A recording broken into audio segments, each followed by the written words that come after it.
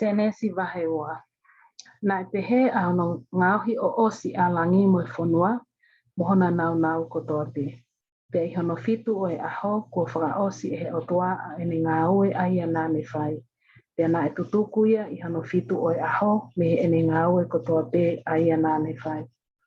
Pe na e tāpuaki e otoa a hono fitu o e aho mo ne whakatapu ia. Ko uhi, ko ia, na ane tutuku ai me ene ngaue kotoa pe.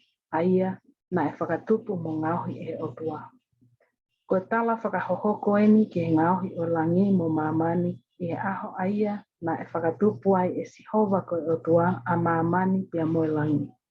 Mo i akau kotoa pe o whanua e te eki ke tu uia i he kele mo i akau iki kotoa pe o whanua i he te eki ai ke tupu. E na te eki ke tuku e otoa ha uha ki he kele. Pena i kai ha tangata ke ngowe i ai kele. Kana e aloha ke a waivao me he whanua ke whakaviviku ai funga kele kotoa pe. Pena i ngauhi e sihova ko e otoa a tangata me hefu o kele.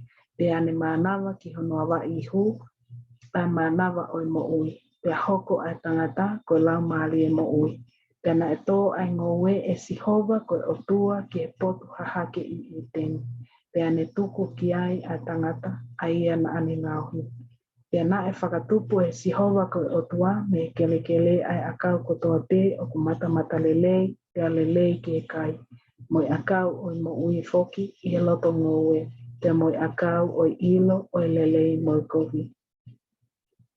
Pena e aluatu ai waitafi i teni ke whakaviviku ai ngowe. Pe ane ma wahe ia me iai i he manga i vai e wha. Ko i hingoa o i uruaki ko pisoni. Ko ia o takatakai e whanua kotoa ko hapila. Aia o iai ai koula. Pe oku lelei ai koula o whanua ko ia. Pe oku iai e mata i tofe mo i maka ko e o nike. Pe ko hingoa o hono ua o i waitafe ko ki honi. Ko ia o ku takatakai ai whanua kotoa ko kusi. Pe ko hingoa o hono tolu o i waitafe ko hitikeli. Ko ia o ku tafe atu ki he hahake o Asilia. Pe ko no wha o i waitafe ko Iufaletesi. Pena e ave e sihova ko e otua a tangata o ne tukuia ke ngoe ko i teni ke tauhi mole o ki ai.